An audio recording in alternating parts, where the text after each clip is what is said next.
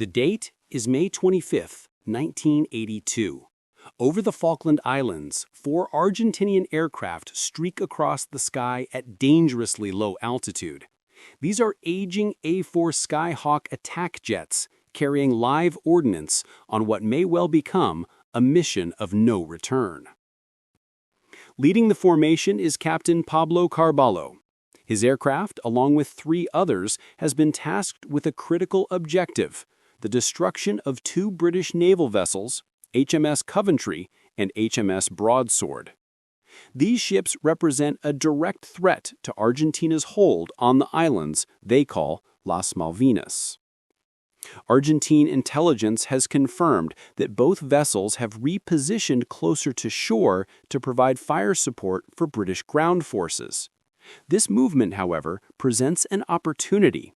By using the terrain of the surrounding islands as cover, Carballo's strike package might be able to approach without detection. Entering their range, do not climb for any reason.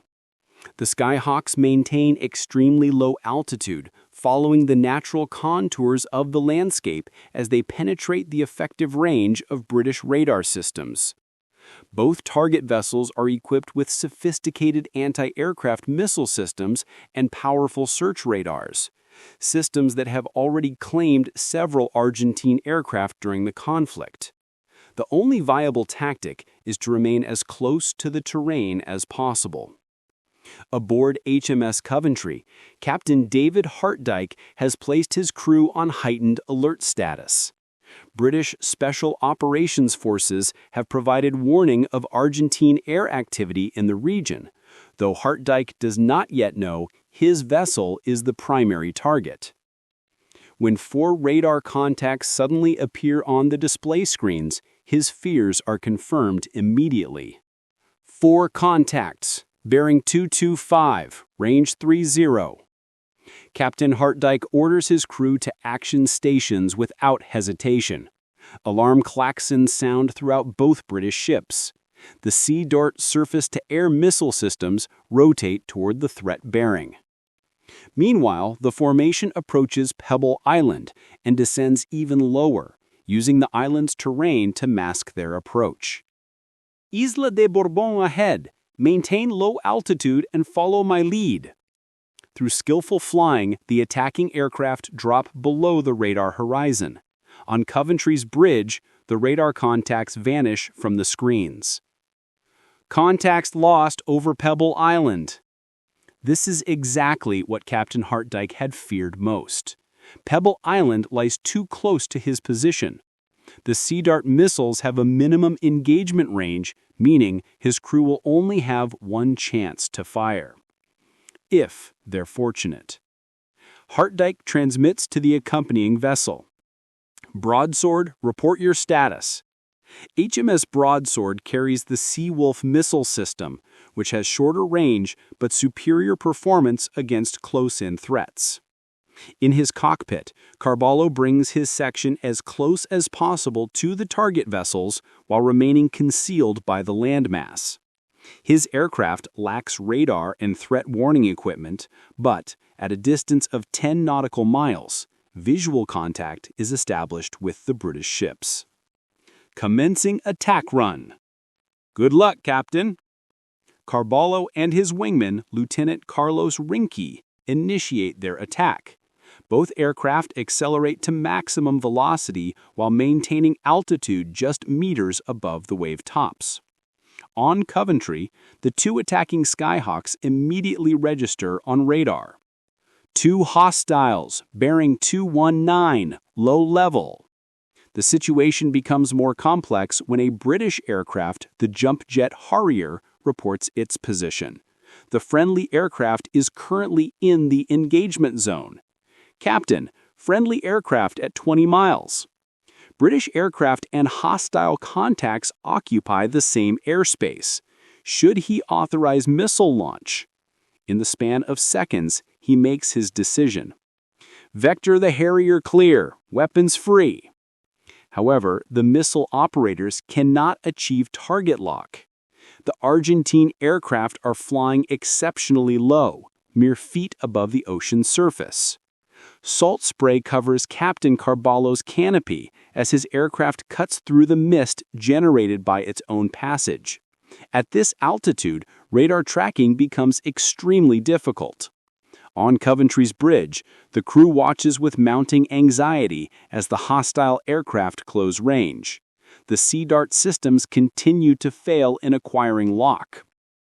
Captain Hartdike experiences the weight of his decision, hoping desperately that Broadsword's Sea Wolf missiles will engage successfully. On Broadsword, the crew has visual acquisition of the targets. The Skyhawks are so low that the Sea Wolf radar initially tracks them as a single aircraft. Target lock is achieved as the Argentine jets approach. Then, the single contact separates into two distinct targets. The conflicting coordinate data causes the missile guidance system to malfunction. Missiles non-responsive. Initiate system restart. There isn't sufficient time. Lookouts on Coventry's deck achieve visual contact with the Skyhawks and sound the alarm. As a final defensive measure, HMS Coventry's deck guns transverse to engage primary target.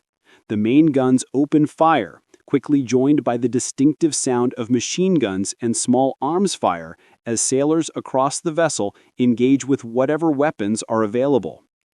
Carballo observes the shell splashes in the water and watches as tracer rounds arc closer, the gunners refining their aim with each burst. The target vessel is directly ahead. Success is within reach. But the defensive fire is intensifying. He can sense it. They won't make it through to the original target. Switch to the second ship.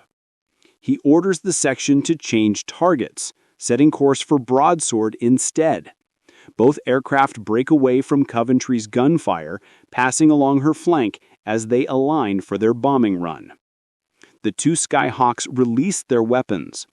200-pound bombs separate from the aircraft and fall toward the sea surface.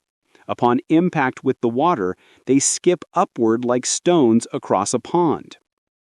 Broadsword's crew watches as the massive weapons bounce twice while tracking toward their vessel. One bomb strikes the water and sinks before reaching the ship. The other does not. It penetrates Broadsword's hull at the waterline. The bomb deflects upward on a changed trajectory, bursting through the deck plating above. It continues its flight, tumbling through the air before finally splashing into the sea on the far side. No detonation occurs. Carballo is disappointed, but the attack is not finished. Following close behind is the second section. First Lieutenant Mariano Angel Velasco and Ensign Jorge Nelson Barrionuevo. Their aircraft carry smaller but more reliable 250-kilogram bombs. On the British vessels, all four contacts are now visible on radar. Captain Hartdike orders an immediate turn to starboard, maneuvering to allow his missile systems clear firing solutions on all contacts. Coventry's missile operators achieve lock on Velasco's aircraft. The Sea Dart launchers train directly on the target. Fire! A brilliant flash erupts from Coventry's launcher deck. The missile ignites and rockets away in a column of smoke. At that precise moment, Velasco and his wingmen descend even lower over the water. They drop below radar coverage, and the missile continues on its original trajectory. The crew watches in dismay as the missile loses track and flies past the target area. Velasco sees the missile pass approximately 500 meters to his right side, but his focus remains locked on Coventry as he rapidly closes distance. Meanwhile, on Broadsword, crews work to restart the missile systems as the Skyhawks approach. Sailors stare tensely at blank displays, engaged in a race between the incoming aircraft and rebooting computer systems. Come on! The displays illuminate. The crew immediately begins engagement procedures. The Skyhawks are detected and appear on the Seawolf radar screens. The launchers transverse and target lock is established. Then, on their screens, they observe HMS Coventry maneuver directly across their line of fire. God damn it! Coventry is blocking our firing solution! In their attempt to engage all targets, they have inadvertently blocked the only missile system with a realistic chance of successful engagement. Broadsword's captain attempts to maneuver for clear line of sight, but time has run out. In the Skyhawks, Velasco and Berrien-Huevo are approaching their target vessel. On Coventry, Captain Hartdyke orders all defensive weapons to engage at will. Cannons and machine guns join the defense, firing with every available weapon at the incoming aircraft. The main 4.5-inch gun sends shells toward the sea. The gun crews realize the sights are misaligned. But this is not the only malfunction. Simultaneously, the 20mm anti-aircraft gun experiences a jam. The crew works desperately to clear the stoppage as the Argentine aircraft close range. In a desperate defensive action, sailors throughout the ship open fire with their personal rifles. The sea churns with splashes as every weapon the British can bring to bear is directed at the advancing Skyhawks. But time has expired. Brace! Brace! Brace! The warning echoes over the ship's announcement system. Commanding officers order all personnel to take cover. Men dive for protected positions and brace themselves for what is coming. Velasco watches as the enemy vessel fills his entire field of view. He presses the trigger. His A-4's 20mm cannons open fire, sending a stream of rounds across the ship's deck and superstructure. He holds the trigger down as long as possible. Then he releases his ordnance. The bombs fall away, following a ballistic arc through the air before impacting HMS Coventry with tremendous force. They penetrate the hull plating, the impact reverberating through the vessel as two dull metallic thuds. No explosion occurs. The second A-4 passes overhead without releasing its weapons.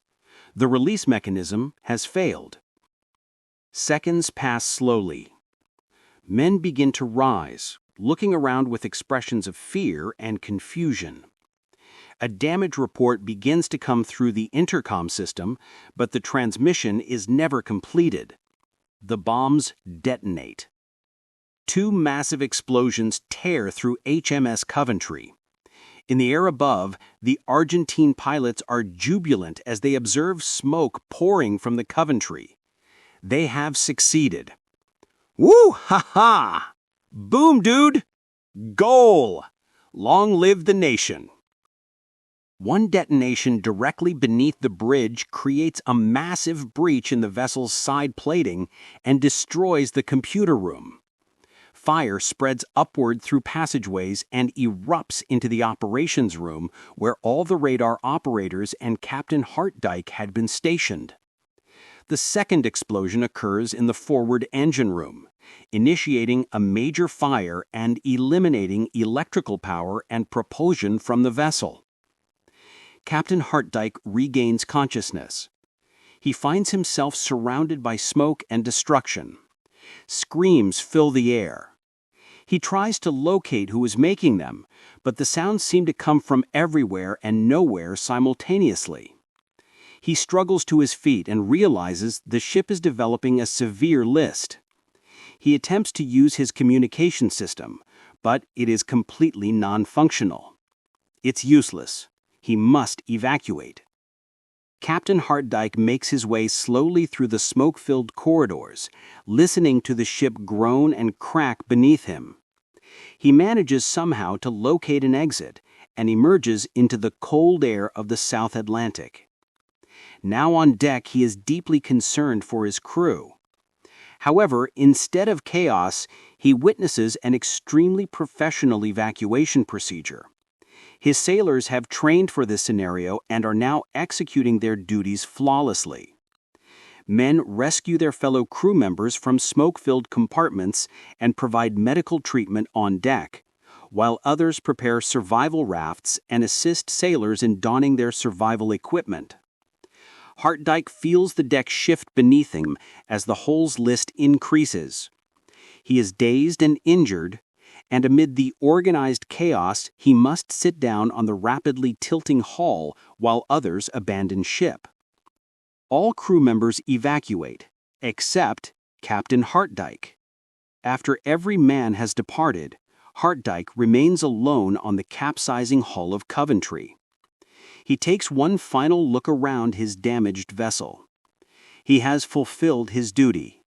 And finally, as the last person aboard, he enters the final survival raft and drifts away from his command. Due to the professionalism of the British crew, 170 survivors are recovered from the water by HMS Broadsword and British rescue helicopters. Tragically, 19 men lose their lives in the engagement. All Argentine pilots returned to base and land successfully. They had accomplished their mission. However, their victory does not alter the ultimate outcome of the war.